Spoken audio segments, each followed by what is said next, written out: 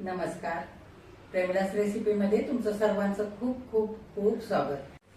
आज आपण प्रेमलास रेसिपीमध्ये छान अशी कोकणी पद्धतीने केलेली वालाच्या बिरड्याची भाजी तयार करतोय. करायला ही भाजी अगदी सोपी आहे. घरातल्या साहित्यातून अगदी झटपट तयार होते. तर लगेचच रेसिपीला सुरुवात करूयात.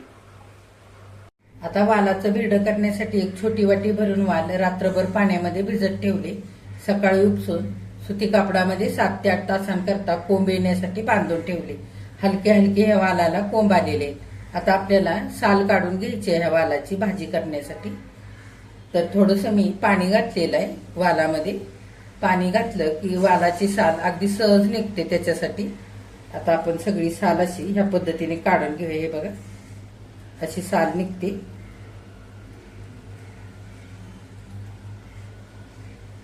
असे सगळे साल आपण वालाची काढून घेऊया भाजीसाठी. या वालाला कडू वाल सुद्धा म्हणतात.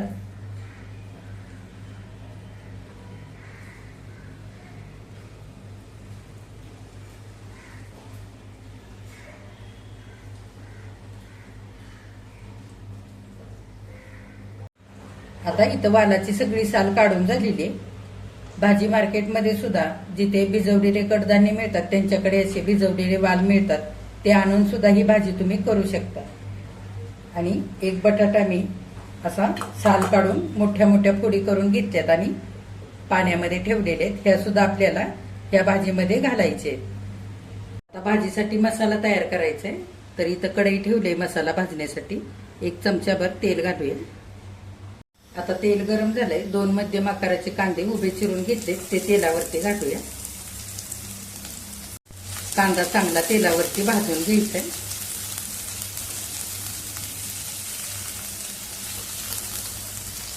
आता कांदा हलक्याच्या रंगावरती भाजत आलेला आहे. इथे मी थोडंसं आलं साल काढून स्वच्छ धुवून घेतलंय आणि 10-12 लसूण पाकळ्या घेतल्या, त्या सुद्धा घालूया आणि चांगलं परतवून घेऊया. 1 मिनिटभर आणखी सारं परतल्यानंतर इथे 2 चमचे सुकं खोबरं घेतलंय. तुम्ही ओलं खोबरं सुद्धा ह्या जागी घेऊ शकता, ते सुद्धा घालूया आणि खोबरं सुद्धा कांद्याबरोबर चांगलं भाजून घेऊया. आता सगळा मसाला चांगला सोनेरी रंगावरती भाजलेला आहे. थोडीशी कोथिंबीर त्यातच घालूया आणि चांगलं एकदा परतवून घेऊया. आता मसाल्याचं सगळं साहित्य भाजून झालेलं आहे, काढून घेऊया. आता भाजलेला सगळा मसाला इथं थंड झालेला आहे. मिक्सरच्या भांड्यामध्ये घेऊया. थोडंसं पाणी घालून छान असा बारीक वाटून घ्यायचा आहे मसाला. आता थोडंसं पाणी घालून सगळा मसाला इथं बारीक वाटून घेतलाय. आता भाजी बनवण्यासाठी कढईमध्ये 1 पळी भरून तेल घालूया. आता तेल हलकसं गरम झालंय. 1/4 चमचा मोहरी घालूया. 1/4 चमचा जिरं मोहरी चांगली फुललेली आहे. आपण थोडासा हिंग घालूया. थोडीशी कढीपत्त्याची पानं.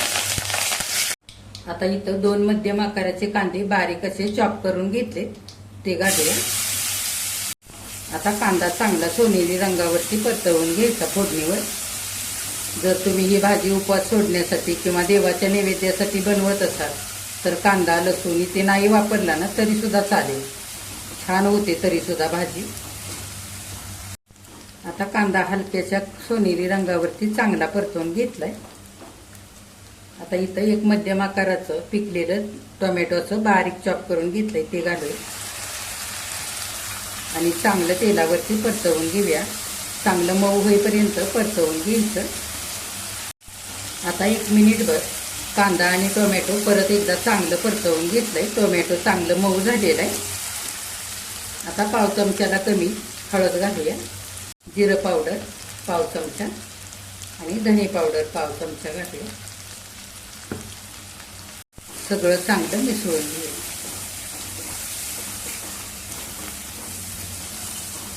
आता लाल तिखट 1 चमचा. जर तुम्हाला मालवणी मसाला इथं घालायचा असेल ना तरी सुद्धा तुम्ही घालू शकता. आणि अर्धा चमचा बेडगी मिरची पावडर घालूया. सगळं चांगलं एकदा परतवून घेऊया.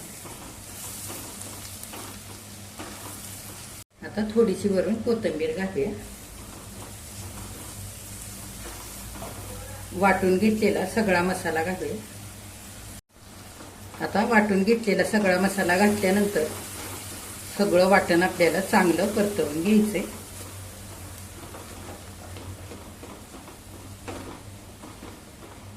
आता सगळा मसाला चांगला परतवून घेतला तेलावरती. गॅस अगदी बारीक करायचा आणि झाकण घालून मसाल्याला तेल सुटेपर्यंत एक वाफ काढून घ्यायची.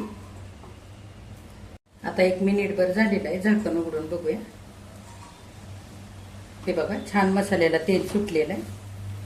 एकदा चांगला सगळा मसाला परतवून घेऊया.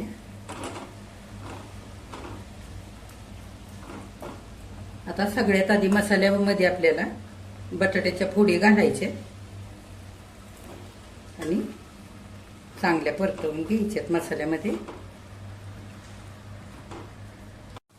आता मसाल्यामध्ये बटाट्याच्या फोडी चांगल्या मी परतवून घेतलेल्या आहेत 1 मिनिटभर. आता आपल्याला झाकण घालून 1-3 मिनिटांकरता चांगली वाफ काढून घ्यायचे. मसाल्याला तेलही चांगलं सुटतं आणि बटाटे सुद्धा चांगले वापरले जातात. त्याच्यासाठी झाकण घालूया. आणि वाल आपल्याला नंतर घालायचे. बटाट्याबरोबर आत्ताच आपण वाल घातले तर ते फार अगदी मऊ असतात भिजवलेले असल्यामुळे. त्याचे तुकडेही होतात आणि भाजी शिजताना फार शिजले जातात. तर त्याच्यामुळे अगदी भाजीमध्ये गाळ होऊन जातात. म्हणून आपल्याला नंतर ते वाल घालायचे. आधी बटाटा थोडासा मऊ होईपर्यंत वाफवून घेऊया. आता 3 मिनिटं झालेली आहेत. झाकण काढूया. हे बघा, छान मसाल्याला तेल सुटलेलं आहे आणि बटाटा सुद्धा चांगला वापरलेला आहे. सगळा मसाला चांगला हलवून घेऊया एकदा. आता हे साल काढून घेतलेले वाल घालूया. आता हलक्या हाताने सगळ्या मसाल्यामध्ये वाल चांगले मिसळून घेऊया.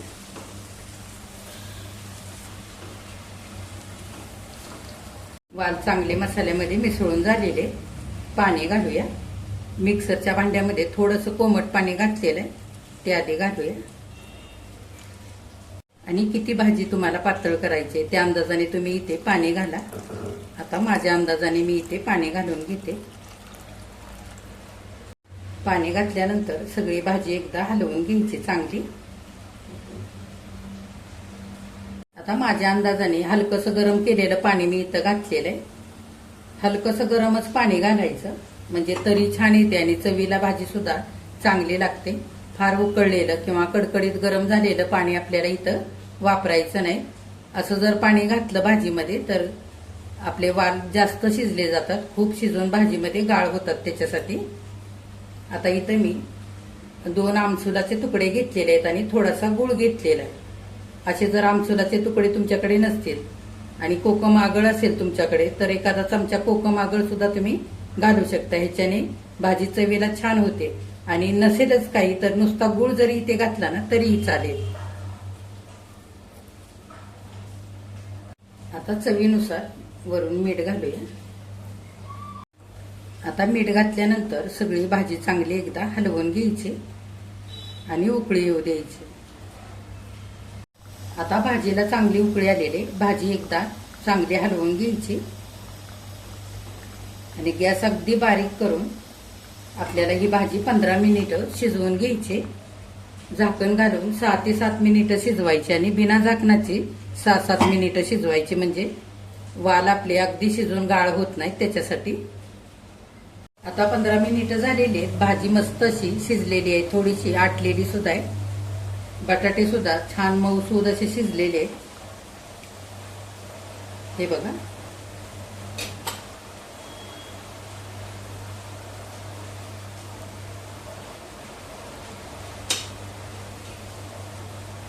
आता चांगली एकदा भाजी आपण हलवून घेऊया आणि वरून थोडीशी कोथिंबीर घालूया. आपलं कोकणी पद्धतीचं वालाचं बिरडं इथं तयार झालेलं आहे. आणि गॅस बंद करूया. आता भाजी डिश मध्ये काढूया.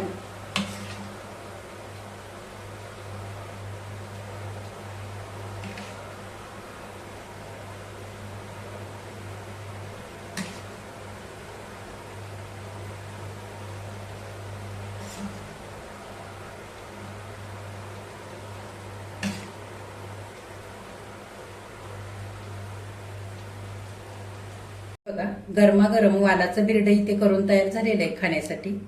किती मस्त झाली बघा भाजी ही. चवीला तर खूपच भारी झालेली. ही भाजी तुम्ही भाकरीसोबत, चपातीसोबत किंवा भातासोबतही खाऊ शकता. तर अशी वालाच्या बिरड्याची भाजी तुम्ही सुद्धा नक्की करून बघा. तुम्ही केल्यानंतर कमेंट करायला अजिबात विसरू नका. आजची रेसिपी आवडल्यास एक लाईक सुद्धा करा आणि जे कोणी आता माझ्या रेसिपीज नव्याने बघत आहेत त्यांनी माझ्या चॅनेलला जरूर सबस्क्राईब सुद्धा करा.